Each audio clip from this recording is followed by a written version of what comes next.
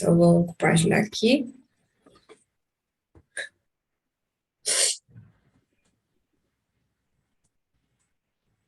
Colocar no slide. Esse aqui eu mando para vocês também, igual eu fiz do último, né? Vou fazer em PDF e mandar, porque eu acho legal a gente ficar guardando. É como se fosse quase um ficha de leitura que a gente faz, né? Porque se você quer voltar a algo, né?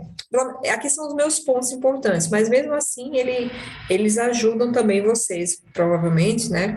Porque você volta a ele, né? Vou procurar no PDF, é mais fácil para a pessoa lembrar algo, né? Algum ponto. Então, isso pode servir como fichamento, né? Você salvar em uma pastazinha aí dos livros que você vai lendo, né? Fazer esse trabalho é legal. E aqui está essa imagem que eu gostei muito, eu achei ela na internet, até postei lá no Instagram, né? Do nosso Prometeu, como fala aqui nessa edição, né? Deixa eu só abrir aqui. Uma das pessoas que fala na apresentação ele chama Prometeu, benfeitor e náufrago da humanidade, né? É o Orlando Luiz de Araújo que fala isso. E, de fato, né, essa é a figura do Prometeu, esse benfeitor e também náufrago, né, da humanidade. Então, vamos lá. Aqui o que eu coloquei um pouquinho, como a gente sempre fala da vida, mas é o que eu já mandei para vocês também no material, do nosso Ésquilo, né? Aqui é a cara de mal dele. Mas o Ésquilo, né, junto aqui com Sófocles e Eurípides, foram um dos maiores, né? Ele foi um dos maiores e importantes dramaturgos e poetas gregos. Conhecido como o pai da tragédia, é o mais antigo dos três trágicos gregos e foi o autor da famosa peça Prometeu Acorrentado, que é o nosso. Aqui, seu Otávio, eu não coloquei para o senhor, porque o senhor chegou depois, né? Só para avisar, eu não falei sobre a tragédia grega, sobre, né, a leitura de tragédia, o que é a tragédia e etc., porque acho que foi o primeiro livro nosso que nós lemos a trilogia tebana. E aí, né, lá na aula da trilogia tebana, nós falamos um pouco sobre o teatro, né, o que é, a formação, como surgiu. Eu não sei se eu salvei o material aqui em PDF, mas eu tenho o material, o que eu mando para vocês antes. Então, eu vou mandar para o senhor depois, se eu quiser dar uma olhada, né? Mas por isso que eu não comecei essa aula de hoje falando sobre a tragédia, porque a gente já falou, né? Sobre esse gênero épico, né? Bom, mas o Ésquilo entra aí dentro nesse patamar, né? Junto com esses grandes Sófocles e Eurípides, né? Sófocles era voltado mais para as tragédias, para as comédias, né? Então, eu estou trabalhando com meus alunos do ensino médio, primeira série, lá na Escola Família Nazaré. Eu estou trabalhando as tragédias gregas com eles. Nós começamos, aí nós vamos estudar Prometeu Acorrentado, vamos estudar uma comédia de Sófocles, acho que é As Aves, se não me engano, e, por fim, a trilogia tebana, né? Então, agora o novo ensino médio, né, não sei se vocês sabem, tem essa possibilidade. Nessa escola que é católica, que já é uma proposta diferente, a gente pode fazer isso, né? Mas eu não sei o que, é que o pessoal vai fazer com essa oficina de literatura, né? Eu escolhi começar com os gregos, depois crescendo, né, nessa uma parte mais cronológica da literatura, né? Então, começo primeiro ano os gregos, talvez ano que vem eu trabalho só com Shakespeare, e aí depois termino com algo Machado de Assis, alguma coisa brasileira, né? Acho que dá uma volta aí nessa literatura mundial para os meninos. Mas, enfim, vamos lá, né? Ó. Das 79 peças criadas por Ésquilo, apenas 7 sobreviveram à modernidade. Suas peças, como os persas, continuam sendo uma grande fonte de informação sobre a história da Grécia Antiga. Pouco se sabe sobre a vida dele. Estudos indicam que nasceu por volta de 525 a.C. em Eleusis, pequena cidade próxima a Atenas. De família nobre, começou a escrever desde muito cedo. Quando jovem, trabalhava em um vinhedo. Segundo histórias da época, o deus Dioniso, né, o Dionísio, o Baco, o visitou em sonho e ordenou que se voltasse à arte. Ao acordar do sonho, começou a escrever uma tragédia cuja primeira performance se deu em 499 a.C., né? Então, essa aí também se não for verdade, né, mas dá todo um tom dramático, né, o importante aí ao Ésquilo, né, mas que ele não precisaria disso, né, mas dá toda uma historinha, dá todo um a mais para a vida dele, né, a saber ou imaginar que Dioniso aparece em sonho, né, o deus que é o patrono do teatro, que era esse deus que, não sei se vocês conhecem um pouco do mito de origem, né, do Dioniso. Ele já começa a vida muito esquisita, né, porque ele era filho de Semele, uma mortal, a princesa de Tebas, e filho de Zeus, né. Zeus se relacionou, entre tantos relacionamentos que ele teve, com essa mortal que ele amava muito, Semele, né. Só que a Hera, né, ou a Juno, nome romano, descobriu a traição e foi se vingar, né? Como sempre, ela também sempre gosta dessa. Não sei se gosta, mas ela sempre acaba tentando vingar, né, as suas traições. E aí ela foi lá em Semele, fingiu ser uma serva ali da Semele e falou, a gente tá sabendo aqui, né, que Zeus a visita, mas será que ele ama mesmo você, né? Você poderia pedir uma prova de amor a Zeus. E aí, qual seria essa prova de amor, né? Peça a ele, quando ele vier aqui, para se mostrar em toda a sua divindade, né? Porque, como vocês sabem, os deuses, eles não... Se o humano visse um deus em toda a sua divindade, né? Haveria algum problema. Então, os deuses, né? Eles não se mostram em toda o seu poder para os humanos. E aí, Semele cai nessa conversa, foi lá e pediu, quando Zeus veio visitá-la, pediu para ele se mostrar. E aí ela pediu muito, insistiu, e Zeus, como a amava, né? Um amor também esquisito, porque se você sabe da consequência de se mostrar, né, na toda a sua divindade para uma pessoa que você ama, né? É um paradoxo isso aí. Então ele foi, acabou se mostrando e sempre começou a se queimar, a pegar fogo, só que ela já estava grávida do nosso Dioniso, e para salvar Dioniso, Zeus pega, tira ele da barriga de Semele e termina de gerá-lo na coxa, né? E por isso que Dioniso ele é um imortal, né? Ele é Deus. Ele deveria ser um semideus, já que é filho de uma humana, né? E um imortal. Mas ele passou por ter sido gerado na perna, né, de Zeus por algum momento, ele acabou se tornando essa divindade, que é uma divindade estranha até aos deuses e a Atena, né, ali ao seu próprio ambiente. Então, muitas das características do Dioniso, né, como por exemplo, Dioniso, ele tem essa facilidade, fala-se muito nos mitos dele, que ele muda a feição, né? Então, nos Lusíadas, por exemplo, o Camões usa ele, né, como Baco, e em vários momentos ele se transforma em outra pessoa, né? Passa por um sacerdote, por um mouro, né? Ele consegue mudar essa aparência facilmente para enganar, né? Nas bacantes também ele faz isso. Então, tem muito a ver com teatro, né? Essa persona, essa personagem que o próprio Dionísio traz no seu mito, né? Então, que legal que se foi verdade mesmo aí, né? Mas se não foi, fica como uma melhorada na vida do Ésquilo. Então, ele começou a escrever, né? Segundo a lenda, aí depois desse sonho. Ésquilo também guerreou como soldado em Maratona, Salamina e Plateias, tornando-se herói grego aos 35 anos. As experiências como soldado certamente foram uma das maiores fontes de inspiração para a criação da sua obra teatral. Em 490, Ésquilo e seu irmão Sinégiro lutaram em Atenas, no exército persa de Dário I, na Batalha de Maratona. Embora Atenas tenha vencido, seu irmão Sinegiro morreu durante o combate.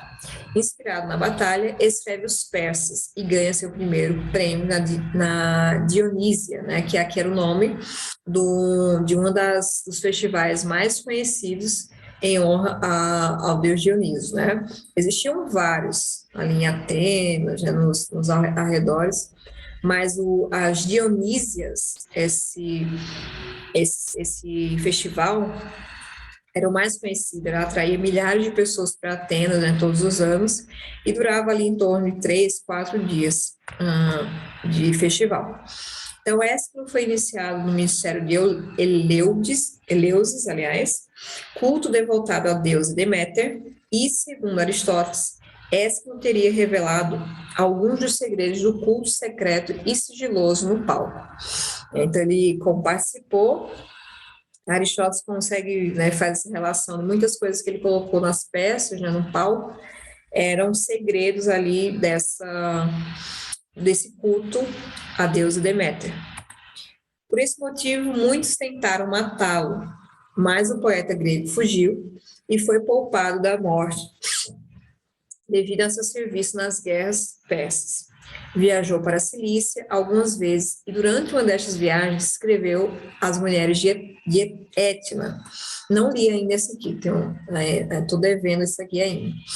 Embora fosse um adepto da racionalidade helênica, né, era muito helenístico, adotou como religião o monoteísmo. Dessa forma, oscila entre o misticismo do Oriente e a filosofia grega vigente da sua época, né? Então, que legal saber também dessa...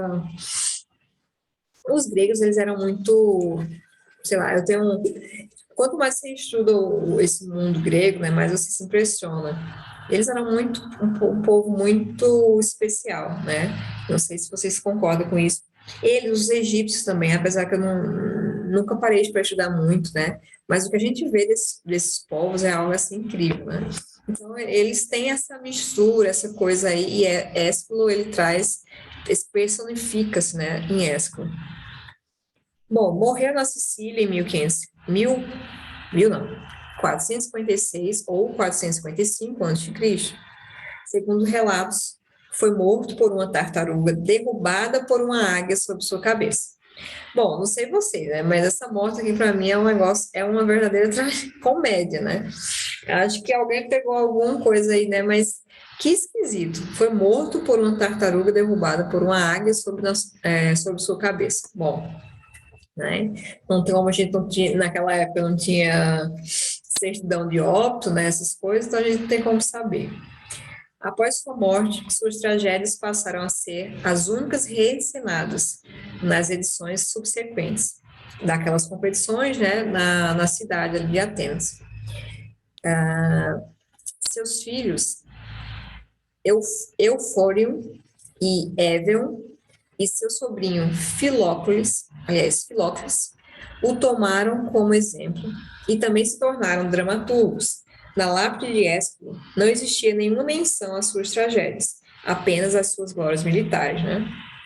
Então, provavelmente, os gregos talvez não dessem tanta atenção ali, né, a Ésquilo nesse sentido poético, mas ele ficou ali mais na sua lápide, né, o que chamou a atenção, o que ficou lá foi a vida militar e não como um dramaturgo. Bom, então tem muito pouco a ser falado sobre a vida dele, a gente sabe muito pouco, mas vamos já entrando aqui nas tragédias, né, que é o nosso ambiente hoje. Nas tragédias de Ésquilo são marcadas por um tom apaixonado, diálogos ardentes e enredos heróicos. O otimista nato preza sempre pela vitória do bem sobre o mal. Porém, com os inúmeros combates da Grécia pela supremacia entre os povos, nasce a primeira tragédia conhecida, que é as Suplicantes. Ésquilo defende que a presença do mal está no próprio homem, sem a interferência divina pregada pela mitologia grega. Sua visão espiritualizada é a principal característica que o distingue dos demais dramaturgos, né? Então, realmente, é algo bem marcante nele, né? Nessa época, nesse contexto, pensar dessa forma, né?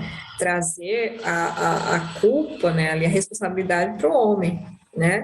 E não só sempre ao Deus, né? A interferência divina. E ele usa isso também aqui em Prometeu, apesar dele usar, né, basicamente só Deus, né, só tem uma que não é, que é humana, né, a Ion. Ele foca, né, porque os personagens nas tragédias, né, eram heróis ou deuses, né, ficavam entre esses dois aí, né, pessoas conhecidas e deuses. Já nas comédias, não, era o povão, né, era um povo comum. Então, aqui no nosso livro, em Prometeu, ele foca mais nos deuses, né? Herói a gente não tem aqui nessa tragédia, né? Mas temos uma humana que é a Ion, que a gente vai falar dela daqui a pouco.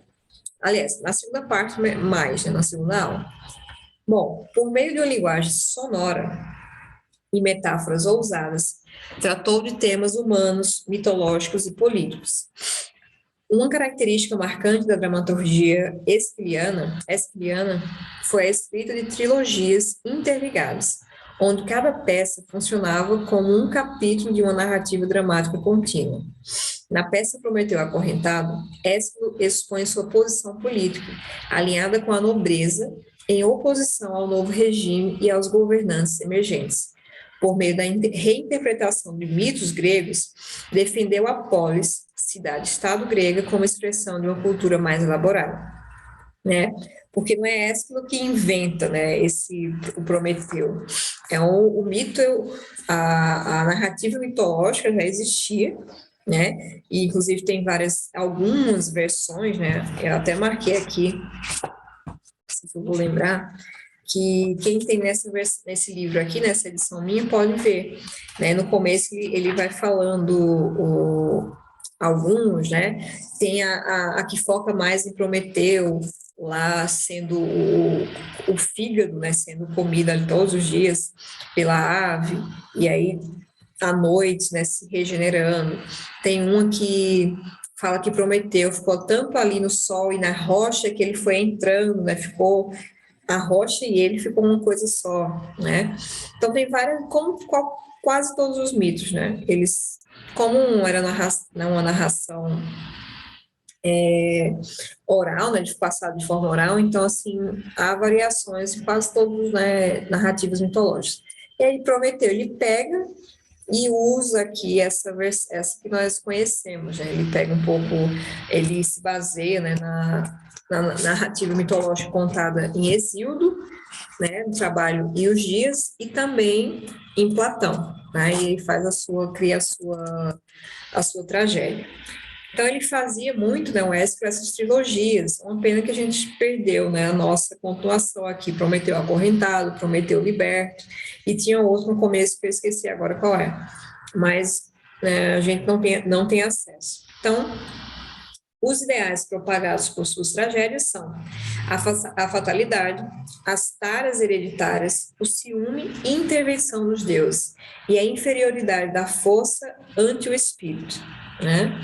Segundo o dramaturgo grego, as taras hereditárias são desencadeadas pelo pecado e pelas maldições que acompanham o indivíduo, né? Então, essa visão, como eu falei antes, né, monoteísta dele, essa visão que o ser humano tem culpa, né, as ações, e não só porque os deuses queriam, né, tem muito dessa visão dele nas peças, né, o homem agindo, o homem com suas consequências. Então, até aí vocês querem comentar alguma coisa sobre Ésquilo ou tá tudo certo? Vou dar uma olhada aqui.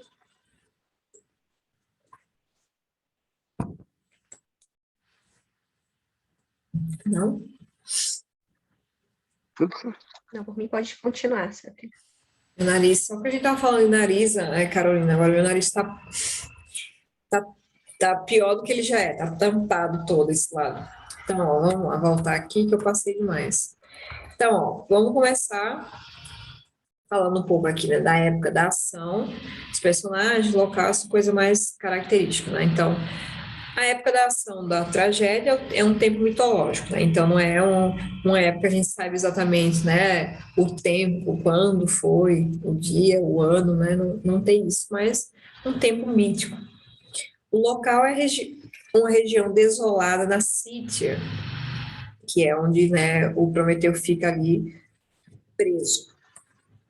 E a primeira representação também é incerta, a gente não tem essa data aí ao certo. Os personagens, ou as personagens, Prometeu, que é o nosso personagem principal, um titã, filho de Urano, né, o deus, o céu, e Gaia, a terra, ou de Urano e Tênis. Né? Algumas versões, de acordo com a versão, vai mudar isso aí. Então, ele é um titã, né, o primeiro ali na cronologia dos deuses. Temos também o Hefesto, né, também conhecido como Vulcano, nome romano, que é o deus do fogo e que é enviado por Zeus, né, para fabricar. Aqui Hefesto, ele é o, o ferreiro, né, o artesão dos deuses. Então, ele é enviado por Zeus para trazer as correntes e acorrentar Prometeu. Temos o coro, no caso aqui é o coro das Oceanides, filhas de Oceano. Temos também o próprio oceano, deus dos mares, que circundam a terra. Io, filha do rei Ínaco, amada por Zeus e perseguida por Hera, né? A coitada da Io, ela passa por essa narrativa aqui no Éxodo, mas ela vive, a vida dela é fugir, né? Andar pelo mundo fugindo da Hera, né? Mais um ciúme, né? Uma vingança da Hera. E por fim, nós temos Hermes, né? O Mercúrio, que é o deus arauto dos deuses, o deus mensageiro, que também é enviado aqui na nossa narrativa. Então, basicamente, temos esses personagens só, né? E gira em torno deles. O prólogo se inicia com um diálogo através do qual se expõe as diretrizes da ação. Hefesto, acompanhado por poder, né, e força, entra em cena conduzindo Prometeu, a quem deve acorrentar aos penhascos por ordem de Zeus. A punição decorre de Prometeu ter roubado o fogo, prerrogativa divina, para beneficiar os homens. O cenário é a região desabitada da Sítia. Hefesto demonstra piedade por Prometeu, mas, exortado por poder e temendo contrariar Zeus, procede ao acorrentamento do deus. Cumprida a tarefa, Hefesto, poder e força saem de cena, né? Então, Hefesto, ele fica ali, né? Ah, eu não queria estar aqui não, né? Coitado, o Hefesto é aquele deus que é meio deixado de lado, escanteado dentro ali dos deuses, sofria quase que bullying mesmo, porque ele era feio, então era bem assim, né? Ninguém estava nem aí para Hefesto, mas era um grande, o que ele fazia tinha grande importância, né? Inclusive para os raios diziam, era ele Hefesto que fabrica os raios do próprio Zeus. Então essa é a primeira visão, né? Começa de fato a cena 1, que é quando Crato incentiva Hefesto a obedecer o mandato de Zeus, né? É aqui que fica aquela conversa entre Crato, o diálogo entre Crato e Hefesto, e Hefesto a todo momento, né? Pensando. Por quê? Porque Prometeu é um deus, é um titã. Então, Hefesto não está ali pegando uns qualquer, né? Um humano qualquer. Ele fica se questionando, mas se eu fizer isso, né? O que é que eu estou fazendo aqui com o irmão, né? E ele começa falando, né? Mas eu estou sem ímpeto para acorrentar um deus parente, à força, nesta escarpa de clima rigoroso, né? Então, ele também estava numa situação complicada, e ele fica a todo momento nesse diálogo com o Crato, questionando as ordens, né? Pensando, né? Mas é meu irmão, é um Deus também, né? E aí tem uma parte muito importante que o Hefesto fala nesse diálogo primeiro, que ele fala que o libertador lhe prometeu ainda não nasceu, né? Que é o nosso Heracles, ou o Hércules, né? Conhecido também como Hércules, que vai ser o libertador de Prometeu. Então ele cita, já fala isso, né, logo no começo, sem citar o nome, mas a gente sabe depois, né, quem foi esse libertador do Prometeu. E aí Prometeu, que vê o futuro, né? Vocês sabem que Prometeu, ele é aquele que vê, aquele que pensa e consegue planejar, né? Do contrário do irmão dele. do Proteu, né? Proteu é aquele que não se planeja, que não consegue ver nada, e é aquele que se apaixona pela Pandora, né? E tem lá o outro mito da Pandora e a caixa, né? A famosa caixa de Pandora, que tem a ver também aí com essas decisões, né? Do irmão de Prometeu de não conseguir ver, né, para frente, para o futuro, e Prometeu o contrário.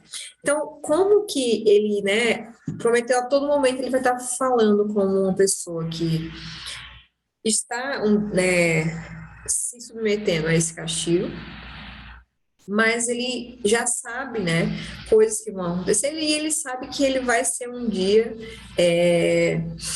livrado desse castigo, mas ele entende, né, igual a gente vai ver na frente, que há necessidade, né, da vida e da coisa, ele precisa passar por isso, né?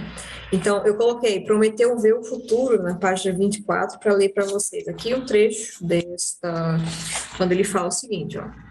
Se conheço previamente, com exatidão, todo o futuro, nenhum sofrimento chegará em mim como novidade. É preciso suportar o sorteado pelo destino do modo mais fácil, sabendo que a força da necessidade é incontestável. Então, né, esses diálogos são muito de Ésquilo, né, são coisas assim, muito maravilhosas. Ele coloca assim cada insight, né, cada coisa interessante. Então, veja, ele conhece com exatidão o futuro, né? E nenhum sofrimento chegará a ele como novidade. Então, né, não é igual a nós, né? Igual a gente que não, as coisas vêm, né, e nós não sabemos, a gente sofre, né, quando elas vêm. Ele já sabe. E aí ele fala, é preciso suportar o sorteado pelo destino do modo mais fácil, né? E ele vai falar depois, mais na frente, sobre as moiras, né, que é o próprio destino. Então, ele vai dizer, elas até Zeus deve temer a elas, né? Então, eu tenho que suportar, né? Então, é meio que uma reflexão também, né? A gente estava falando aqui, eu estava falando com a Carolina antes, que toda hora é uma desgraça, né? A gente estava falando, teve agora esse negócio em Petrópolis, né? Essa tragédia em Petrópolis, agora a gente já está falando da Rússia, da Ucrânia, e a gente fica nisso, né? E tudo, para a gente, sofrimento, não é conhecido previamente, né? E vem um atrás do outro, né? Então, essa amora, o rodar, né, das moiras que ficam ali costurando o destino, né? Ele fala, ó, é melhor, né, que a gente suporte ela, o que suporte foi o que nos foi sorteado, né? Então, a gente tem que saber lidar com o que é nossa época, nossa vida e fazer algo com o que a gente tem, né? E não querer sempre estar em outro lugar ou ser outra pessoa ou em outra época, né? Também tem a ver com isso também, né? O destino, as moiras, né, no nosso caso.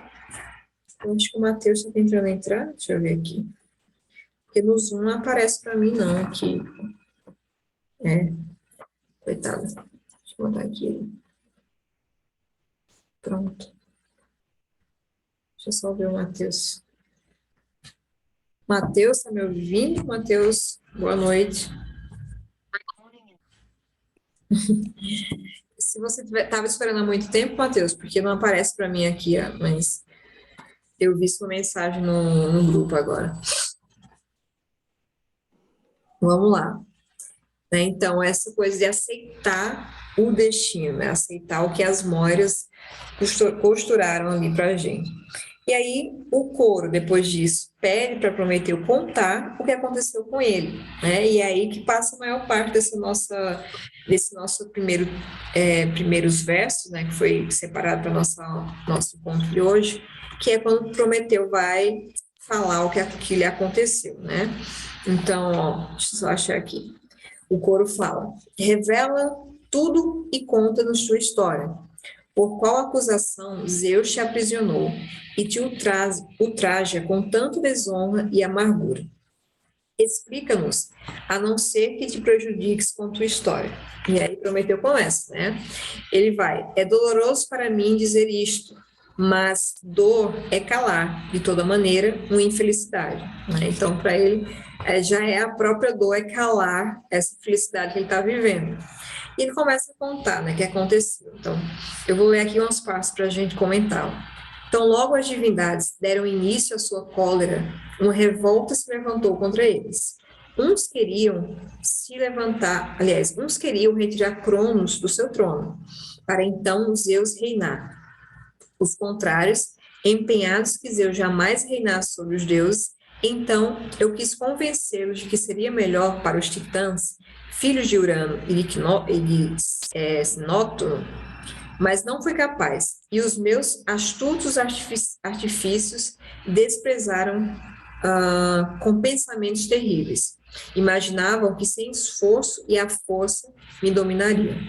Mas minha mãe, não de uma única forma e de muitos nomes, Temis e Geia, né, que os dois nomes aí prováveis da mãe dele, previu como o futuro se cumpriria, que não precisaria de força nem violência, mas com engano os superiores dominariam. Né? Então ele começa falando antes, né, lá da guerra dos titãs, que ele ficou do lado de Zeus, graças à visão aí da mãe, né? E aí ele deu apoio para Zeus e ficou ali contra os que estavam contra Zeus, né? E aí ele fala, né, com isso que Zeus hoje, que tirano, né? E ele para falar, ó, eu ajudei Zeus naquela época e hoje ele faz isso comigo. Aí ele fala o seguinte: esse pensamento existe assim na tirania, não confiar nos seus amigos, né? Então ele Prometeu ou Esquilo, na verdade, ele traz também esse pensamento da tirania, né? De com o poder Zeus usar o seu poder como tirano, né? E ele fala que é comum nos tiranos não confiar nos seus amigos. Né? E ele segue falando desses motivos, né? Que o libertou. E aí ele começa a contar do que o levou de fato a essa situação, né? Ó, eu ousei, libertei os mortais para que não fossem destroçados e enviados ao Hades.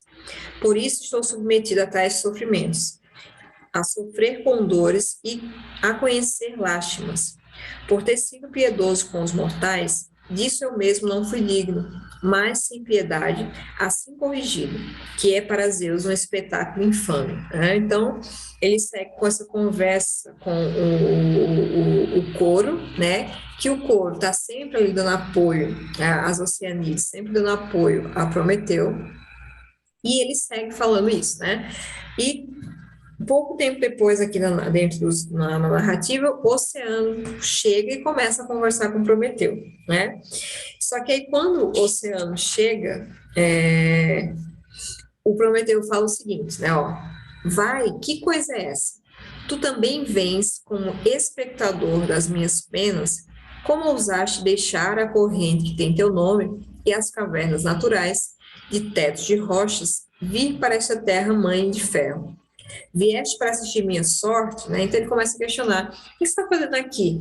Você sabe que foi Zeus, né, que é teu amigo, que me colocou nessa situação, né? E ele fica questionando isso porque para ele, né, é como se fosse mais um que chega ali para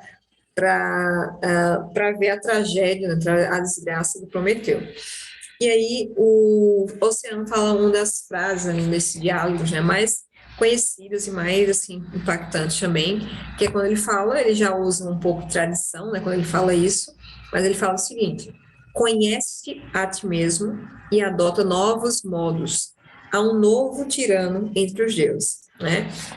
Então, o Oceano vem na tentativa de convencer Prometeu a baixar, né, a bolinha e diz, ó, conhece, né, conhece a ti mesmo e adota novos modos, porque agora a coisa é diferente, né? Nós temos um tirano entre os deuses.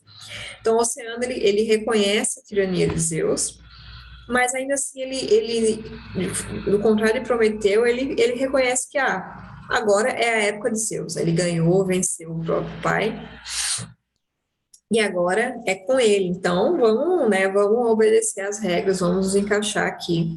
Né? E isso para Prometeu não é possível. Né? Ele vê Zeus como um tirano, como um ingrato, que ele o ajudou, e tudo o que Zeus consegue fazer só porque ele pegou o fogo para dar para os humanos, né, os coitados humanos, dá o fogo, que a gente vai falar melhor sobre esse fogo, né, o que é que ele representa para os humanos, ele não consegue. Prometeu, né, como a gente falou no começo, ele é o benfeitor da humanidade, né? Então, depois disso, deixa eu passar aqui. Prometeu fala ao oceano sobre o bem que ele fez à humanidade. Então, a gente vai ver isso aqui agora. Se alguém tiver com essa edição aqui, né? A página é a 36.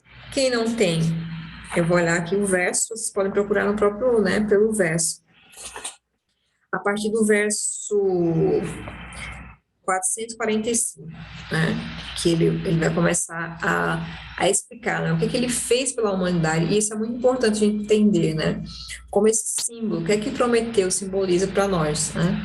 Então, ele fala o seguinte: digo isso sem ter nenhuma reprovação aos homens, mas para explicar a bondade do que lhes dei. Os que antes o viam, viam em vão, ouvindo, não ouviam, mas como formas de sonhos. Durante sua longa vida, combinavam tudo ao acaso.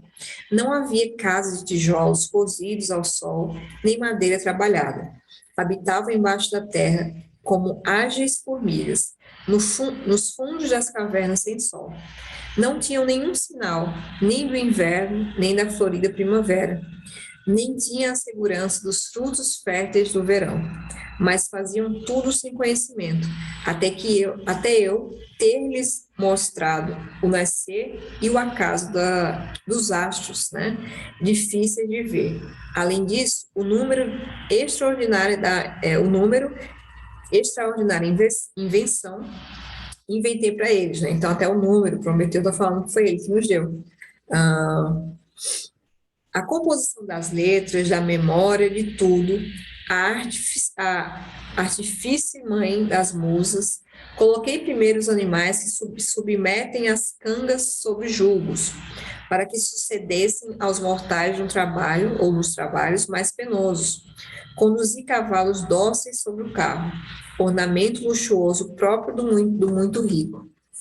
E ele segue falando, ó, você percebe até que ele fala, né, o que ele deu para a humanidade foi isso, né, eu tirei o homem do nada, né, que vivia ali esperando ao acaso, né, não existia planejamento, era só viver, acordar e comer, né, acordar, tentar matar um bicho ali, sem pensar em criar nada, né, agricultura, casa, vivia ao esmo, né, e ele deu isso, deu a cultura para os humanos, é o fogo que representa essa benfeitoria do Prometeu, a cultura, a capacidade de planejamento, de pensar, de perceber que existem, né, estações e que as coisas são cíclicas, né, então o humano até então não tinha isso, foi Prometeu, né, que deu. Então, esse fogo, né, representa muita coisa para o humano, né, não simplesmente ali, como a gente pode pensar a princípio, né, ele deu fogo e a partir disso o homem começou a poder, né, usar o fogo, cozinhar e fazer outras coisas, mas vai muito além disso, né, e aí ele ainda fala outras coisas aqui, ó, o principal que ele deu, ele fala, se alguém caía doente, não havia nenhuma defesa, nem comestível, nem unguento, nem bebida, mas por carência de remédios, definhavam, até que eu lhes mostrei as misturas dos remédios curadores, com os quais afastariam de si todas as doenças, né? Então, aí, seu Otávio Prometeu é o patrono aí também da medicina, né? É Apolo, né? Você vai pensar, mas Prometeu foi ele que deu essa capacidade do ser humano de pensar, né? O que a gente pode fazer e pesquisar e estudar para melhorar a nossa saúde, né? Aí ele vai, e provi muitas formas de adivinhação, o primeiro que discerniu entre os sonhos, né? Então, ó, adivinhação, interpretação dos sonhos, o que teve de concretizar sobre presságios de difícil interpretação, dele ciência dos sinais que se encontravam pelos caminhos, o voo das aves de garras curtas, com exatidão discernir, e o modo de vida que tem cada um deles, quais são seus olhos, amores e companhias entre si. A lisura das estranhas, qual cor tem a bile, que será um prazer às divindades, né? Então, no final, Prometeu, né, deu a inteligência, deu a capacidade de cultivar, de estudar, de conhecer o próprio universo, de se conhecer, né? Antes era só viver ali como um animal, né? Então, ele deu tudo isso e muito mais para o ser humano, né? Então, só separei essas partes aqui, mas vocês leram, né? Ele vai falando ainda, né, de várias formas, aliás, de várias coisas que ele trouxe, né, para o humano, para a humanidade.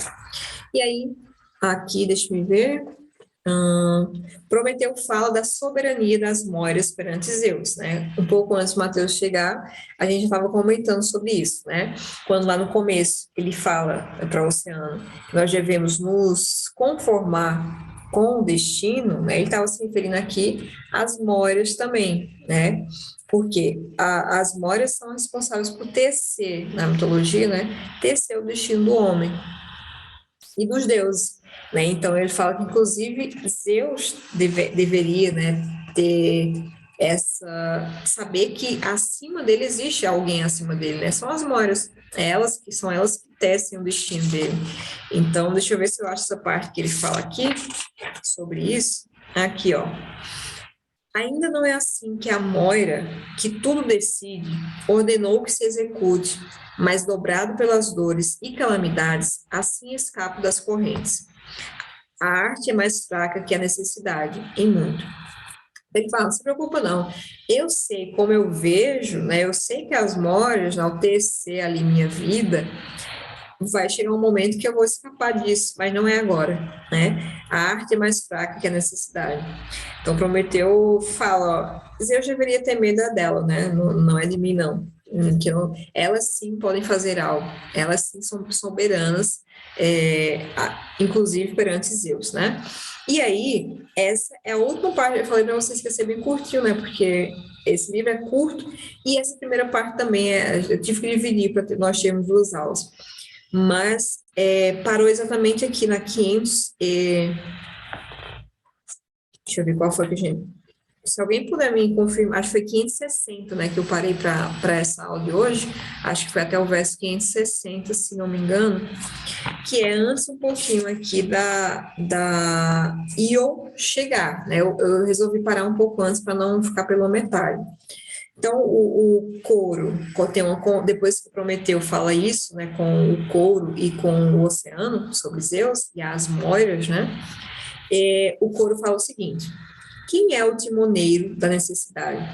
Prometeu responde: as Moiras, triformes e as memorosas eríneas, né, que também fazem parte desse processo de tecer o destino dos homens. E aí o couro fala: então, Zeus é mais fraco que elas? E Prometeu responde: então, não poderia escapar do destino. Né? Então, resume isso aqui, ó. Zeus é sim mais fraco do que ela, no sentido que ele não pode escapar do destino. Ele pode tentar, pode fazer, pode mandar matar, pode me prender, mas o destino é soberano.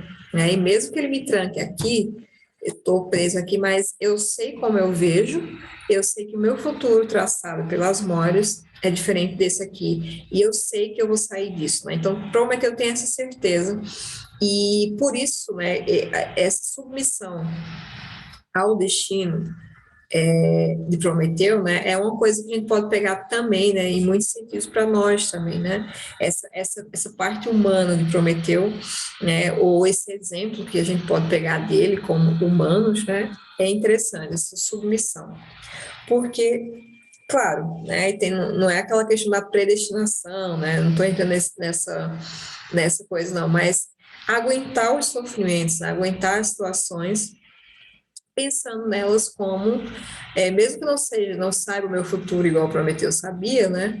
Mas a gente tem que entender que as coisas acontecem ali por um motivo. Eu posso aprender, né? A gente pode crescer como raça, como pessoas, principalmente em cada situação. Então, é essa conformidade de Prometeu, de um lado, né? Por um lado, e a rebeldia dele por outra, né, diante de Zeus. Ele fala, ó, não vou me curvar, não vou pedir desculpa, não vou fazer nada. Eu vou aguentar aqui porque eu sei que eu tenho a certeza que o futuro me reserva algo e que eu vou sair daqui, né? Então, eu acho que essa primeira parte, pelo menos para mim aqui do nosso livro, né, ela gira em torno dessa de como Prometeu se vê, do que ele está disposto a fazer pelos humanos e por ele mesmo, né? E principalmente essa parte que ele fala do que ele deu para os humanos, isso para mim é incrível. Eu não separei para vocês no material, né? Mas existem algumas pessoas que pesquisam, né, artigos falando, relacionando Prometeu com questões atuais, né? E assim, dá uma viagem danada, né? É como toda mitologia, né? A Grécia, os mitos, a gente vai estudando, parece uma coisa muito atual, né? Parece que foi feito hoje, porque trata de questões arquetípicas, né? Então, o humano era humano e vai ser sempre humano. Então, há coisas que falam para nós, né, para nós humanos, são sempre iguais, né? A cultura muda, a época muda, mas há coisas como que a gente comentou, né? Essa como se dispor, né? Como aguentar as coisas postas pelo destino para você, né? Então faz parte também aqui da nossa conversa. Então, basicamente, de versos, né, de conteúdo daqui, eu paro por aqui, mas a gente pode abrir agora para a conversa, porque se a gente fosse adiantar, não ia ficar quase nada para o segundo encontro, né? Então, deixa eu voltar para vocês aqui, e aí, quem quiser, ficar à vontade para começar a conversa.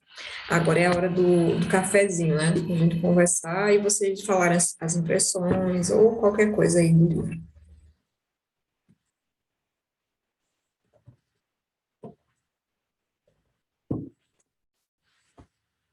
Só aqui. Alô, meu microfone tá funcionando, me ouve, Sabrina? Agora tá. Meu microfone, acho que tem um problema aqui.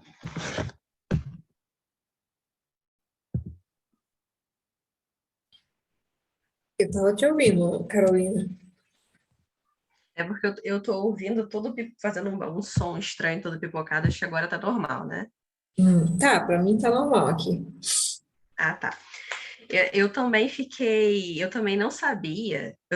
Engraçado, antes de eu chegar na parte dos castigos do Prometeu, eu estava lembrando dessa semana, eu acordei de madrugada e aí eu pensei assim, gente, qual o nome daquele mito grego mesmo que era a águia comia o fígado? E eu não lembrava que era Prometeu, né?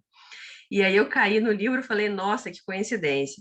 Eu também achei muito interessante essa parte que fala o que ele dá para a humanidade, né? Eu também não sabia que fazia parte do mito dele. E achei muito engraçado até essa comparativa política, né, que tem no que tem nessa peça. E tem até uma frase, eu tinha colocado aqui, mas agora eu não estou achando, que falando que, tipo, os novos monarcas têm coração de ferro, algo assim, né? E ele falando de como Zeus pretendia acabar com a humanidade, né? Que era um objetivo que ele foi o único que, tipo, falou, não, para que fazer isso, né?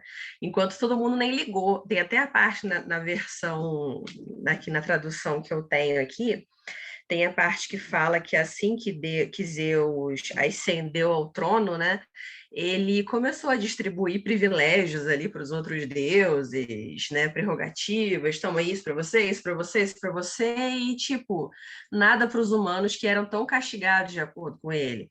E pelo contrário, quando ele se voltou para os humanos, ele falou: nossa, que ralé, vamos acabar com todo mundo e fazer uma galera nova. E ele é o único que vai contra isso, né?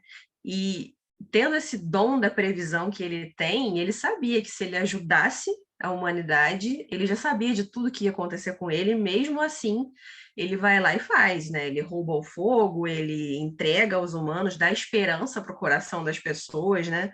Parar de temer a morte, que fala também na versão que eu tenho aqui.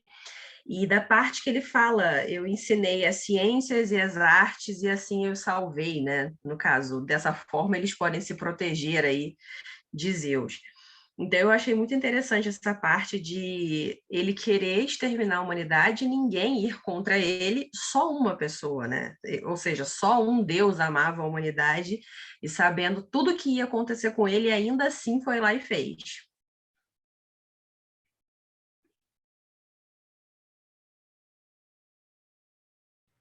Sim. Já bom, dá para fazer uma relação assim, mais claro, dentro do possível, né, com Prometeu, com o próprio sacrifício de Cristo, né, sabendo, Uhum. né, ainda assim, desse, Sabendo o que aconteceria com ele, ainda assim foi lá e fez. pode falar, assim, Otávio.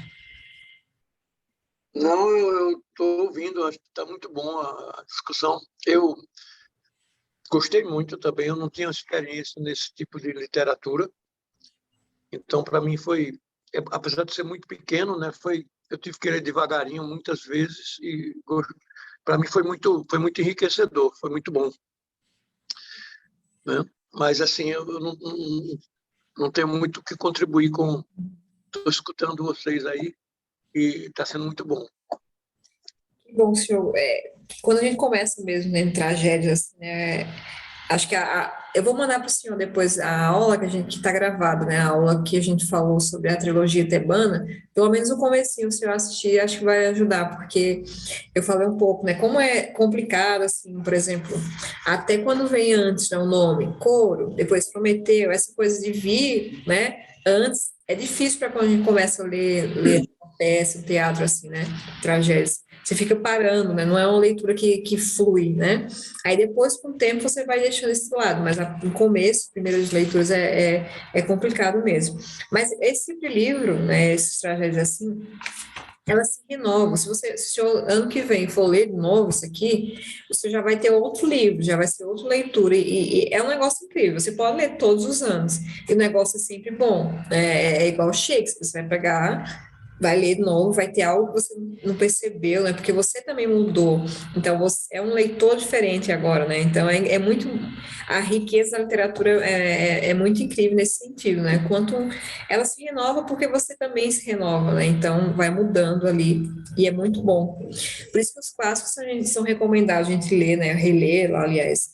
Fazer releitura durante toda a vida, porque não é um livro, não são livros para uma vez só, né? Não é a culpa das estrelas, né? Que você só lê uma vez e tem o que tirar mais ali, né? É interessante, é engraçadinho e tal, mas acabou, né? Não tem essa riqueza aqui do que Aristóteles fala, né? Desse repertório humano universal, que pode passar séculos, como foi o caso aqui, né? E ainda faz sentido, porque fala de coisas humanas, né? De base do que é o ser humano, né? Da tirania, do poder, dessa questão né? Que envolve poder.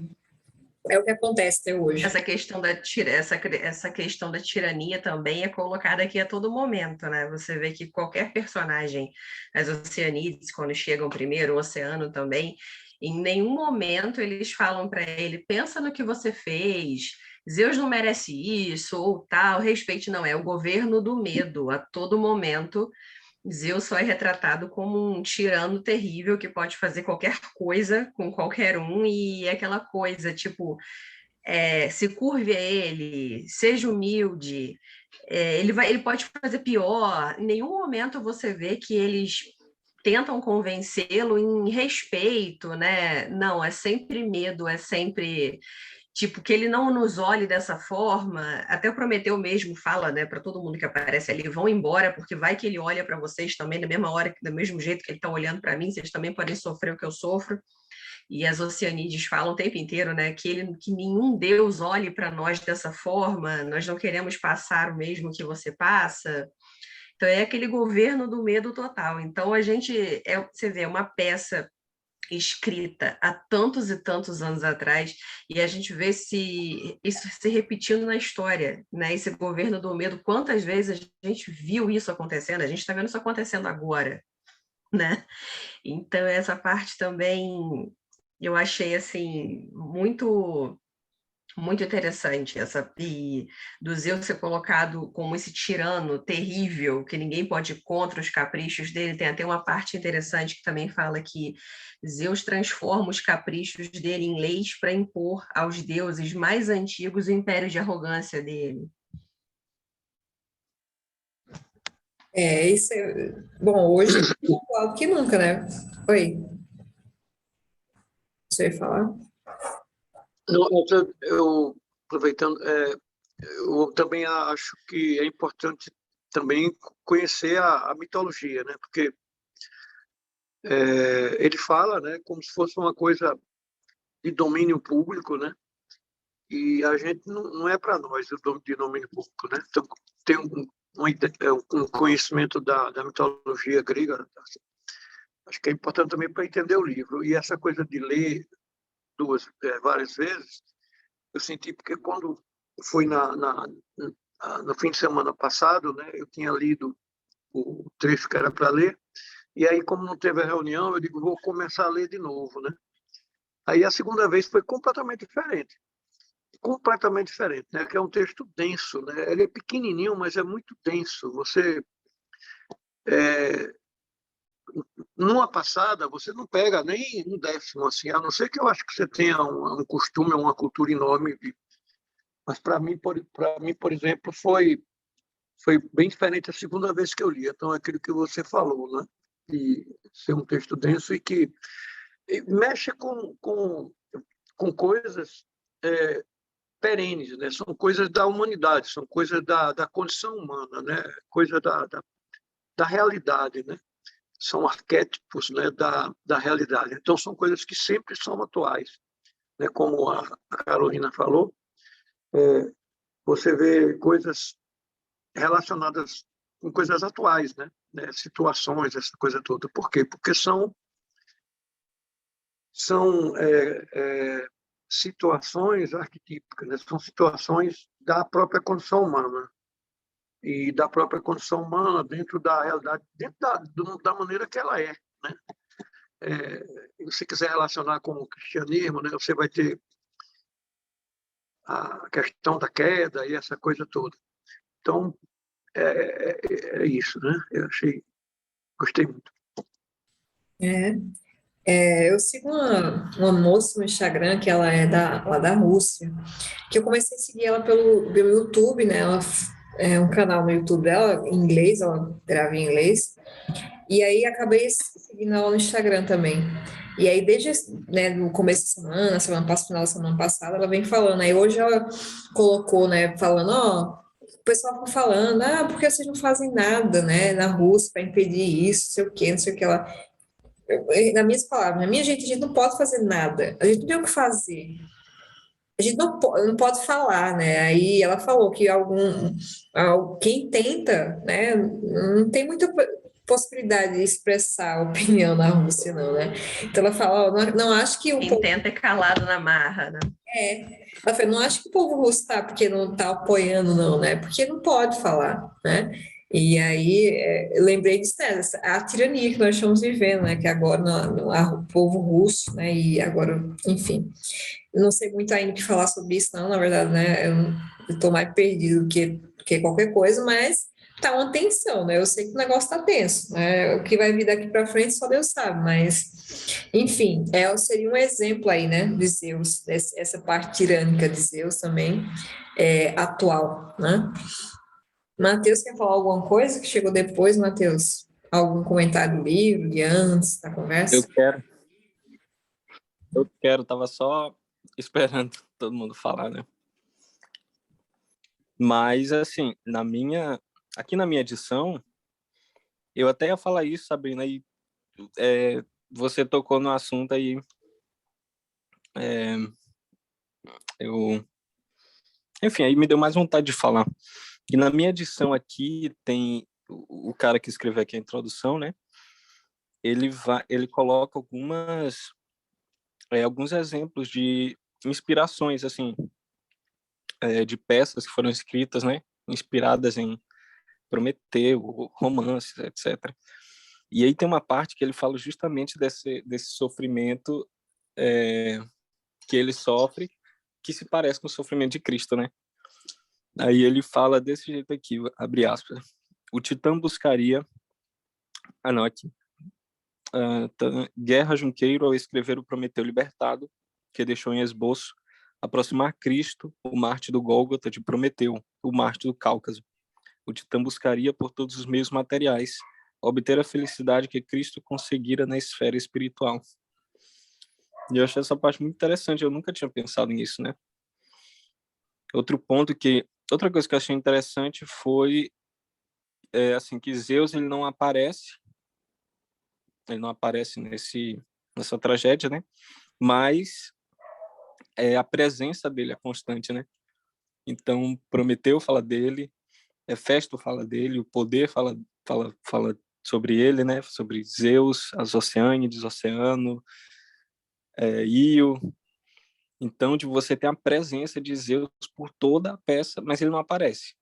É só uma presença, né? Assim, sei lá, como se ele fosse, sei lá, onipresente, alguma coisa assim, né? O que nos faz pensar, assim, quão poderoso ele é, né? Já que ele acaba de vencer uma guerra contra os titãs. Então pelo menos eu fiquei com essa sensação. E outra coisa, tem mais duas coisas para falar, mas a penúltima é que é interessante que a violência, ela é um personagem mudo, né? Não sei se vocês comentaram isso assim antes de eu chegar, não sei. Mas é que a violência aqui no começo ela é muda. Eu fiquei procurando fala, ela não tem fala porque, assim, eu pensei, né, que ela está presente, né, no caso agindo, né? Assim, não tem nenhuma fala porque ela está realmente agindo por meio do poder de Hefesto, de Zeus. E por último é que eu achei Prometeu um pouquinho parecido com Antígona, né, que a gente já leu ali no ano passado, né? Eu não sei se vocês tiveram a mesma impressão, mas eu achei ele um pouco parecido com Antígona, assim, pelo fato de ele se colocar contra a uma tirania para fazer um bem, né? A gente sabe que é um bem, mas ele se coloca contra uma ordem, assim, uma ordem soberana, né? A ordem do soberano. Mas o que ele faz é um bem, então você fica nessa... ele representa a revolta humana. Não, mas ele representa, tipo, é uma coisa boa, é a razão humana e tal. Então, eu acho que é por isso que você lê quantas vezes você quiser e você tira dali coisas completamente diferentes, né? De cada leitura que você faz. Então, achei interessante esses 4 pontos. Acho que é só isso.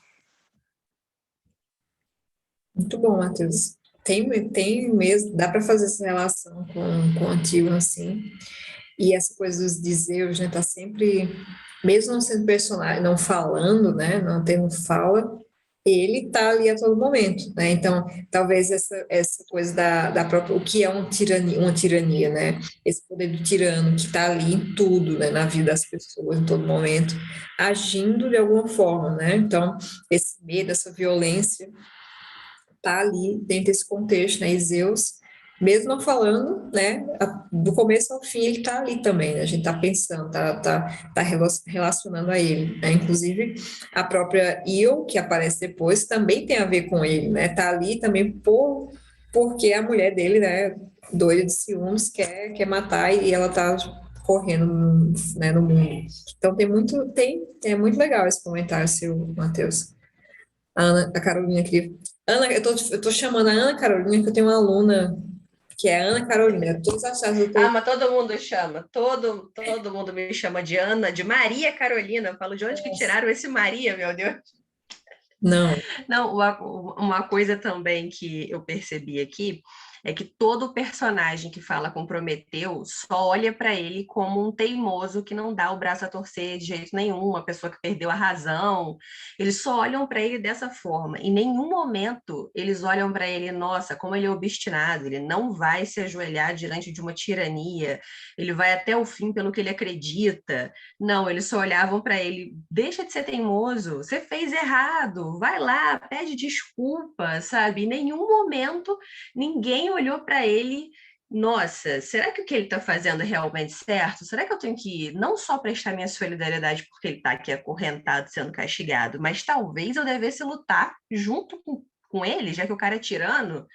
Não, todo mundo só olha para ele, teimoso, não dá o braço a torcer, perdeu a razão. Ninguém olha para ele como um cara obstinado, que não vai se render àquilo, que não vai mudar o que ele acredita. É, sempre só o revoltado que está ali se colocando contra um poder absoluto, né? Como se não houvesse possibilidade de vencer ou de ser maior, né? Ou pelo menos ter outra visão, né? Por que tem que ser sempre Zeus? Porque, né? Então é essa coisa que é inquestionável, que aí tem um pouco também, né? Pouco não, muito do contexto de Ésquilo, né? Ali da polis, dos poderes, né? Da democracia ali dentro da Grécia, né? Então é também uma crítica, né? À própria época dele, né? E também pode ser feita hoje também, né? Para aquelas figuras que o pessoal tem como inquestionáveis, né? Então, o fulano é o Deus, né? É o Zeus, porque você não pode falar mal algum fulano falou merda, mas se alguém for criticar o que o fulano falou, não pode, né? Tem que concordar 100% com o fulano, ou senão você não está apoiando ele, né? É como, por exemplo, se você falar, você não é petista, todo mundo sabe disso, né? Ou pelo menos deveria saber, porque você, né? Enfim. Só que aí, tá, não é petista, aí quando vai para o outro lado, por exemplo, Bolsonaro. Você concorda com algumas coisas do Bolsonaro, mas se você falar né, o Bolsonaro cagou aqui porque realmente ele cagou, falou merda. Não é muito difícil o Bolsonaro falar merda. Te chamam de comunista, se você falar alguma coisa contra. Né? Por que é só isso? Não existe um meio, né? Você não pode falar, né? Da mesma forma do outro lado, né? De Lula. Então, o pessoal não pode criticar, né? Que já se criticar já é bolsonarista. Então, assim, o pessoal às vezes perde a noção, né? De que é uma pessoa, tá ali, né? Não é um Deus, e até o Deus pode ser questionado nesse caso aí, dizer, né? Prometeu foi lá e mostrou, não, por quê, né? Então, teria esse ponto aí de conversa muito, muito interessante também. Bom, louça aí. Bom, alguém quer falar mais alguma coisa? Eu estou satisfeito por hoje, né? Pelo menos, porque a gente tem que deixar alguma coisa para depois, senão. Eu também tô, senão eu saio falando do resto. Então. Eu só queria polemizar um pouquinho, polemizar não, mas colocar uma coisa, né? Que eu acho que não sei se aplica, né? Mas se a gente também tem um pouco de... Eu acho que essas lendas, né? Esses mitos, não lendas, né? Esses mitos, eles são complexos, né? Eles são complexos, contraditórios, conflituosos e não são unilaterais. Eles têm... Aí, assim, será que... Vamos dizer, o Prometeus deu fogo para a humanidade. Tudo bem, o fogo fez a humanidade buscar entender as coisas, não é verdade? Mas será que foi bom o fogo ser dado para a humanidade? Foi bom porque o fogo é o progresso, o fogo é isso, o fogo é aquilo, né?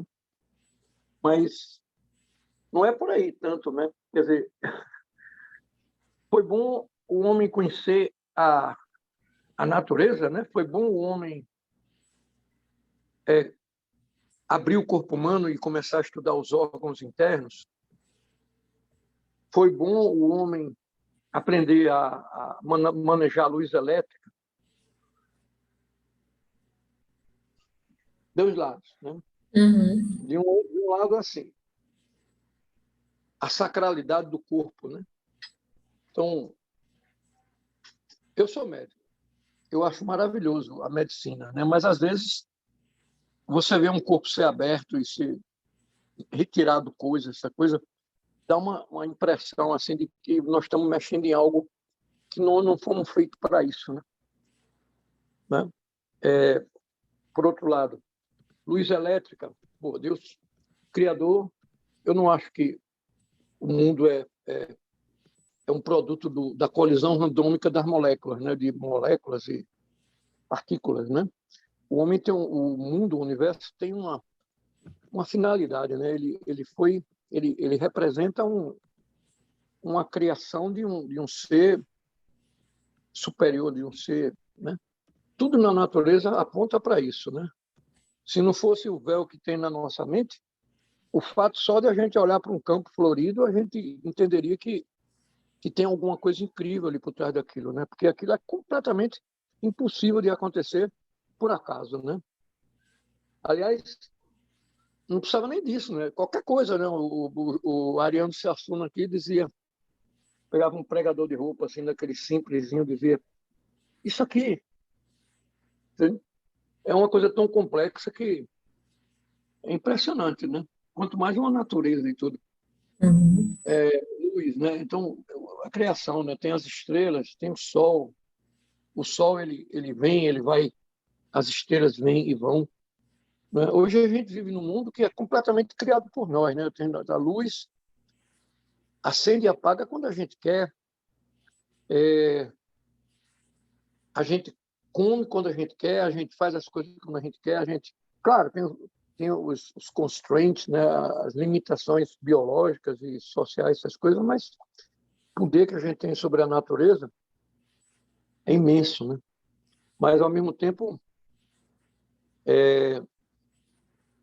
será que não seria melhor se a gente acordasse com o sol e dormisse com as estrelas, né? É claro que, se a gente entender profundamente, a gente vai ver que o homem é uma espécie de jardineiro, né? Então, a natureza, o homem, ele completa, né? Deus inicia e o homem completa a criação, né? Completa e faz que a criação seja melhor. Não que seja melhor, mas ela se expresse de uma maneira mais completa. Uhum.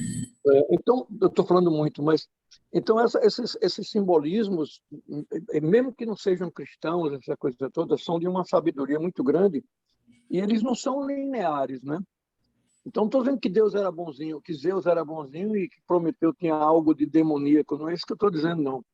Mas é que também a gente não vê a coisa como um herói, um puro herói, essa coisa toda, não? Um puro herói como é? Perfeito. Benemérito da humanidade e essa coisa toda, né? Uhum. Eu preciso ler mais, né? Mas tem as intricâncias, né, de um mundo complexo e ao mesmo tempo decaído, né? Decaído pela condição humana, né? Sim. Eu acho que essa grandeza, né, dos mitos, né? Os mitos, eles falam uma realidade inexpressível, inexpressável, sei lá, Uhum. pelo discurso verbal comum, né? E essa complexidade, eu acho que é uma das coisas maravilhosas que tem nesses conhecimentos grandes, né? Perenes. Desculpe, falei demais, perdão. Nada. Bom, tem esse lado também. Todo progresso ele também vai trazer o outro lado também, né? Não tem como você, né, negar isso. Vai ter, né? Então, se você pensa em progresso, né, em melhorias, também tem um outro lado, né, em algum aspecto, né?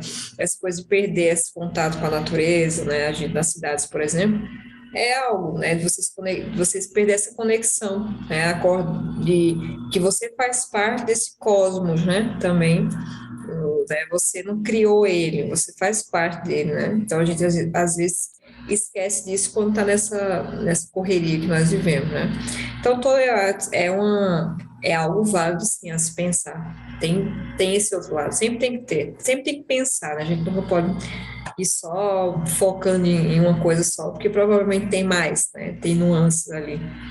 Então, muito bom. Algo mais, pessoal? Ou tá tudo certo por hoje? E aí, sábado a gente Tudo volta, certo. certo, Carolina? Alguém mais falou? Matheus, Certo. seu Otávio também. Tudo certo, Sabrina. Foi muito bom, gostei muito. Eu também gostei, pessoal. Obrigada. E vamos guardar um pouquinho para sábado. Então, a gente quer falar tudo, mas tem algumas coisas interessantes ainda, principalmente agora com a chegada que saiu, né? E depois o Mercúrio, aliás, Hermes, usa os nomes romanos. Hermes, acho que quando o Hermes chega também vai dar outras conversas. Então, sábado a gente volta, se Deus quiser, tá bom? Fiquem com Deus.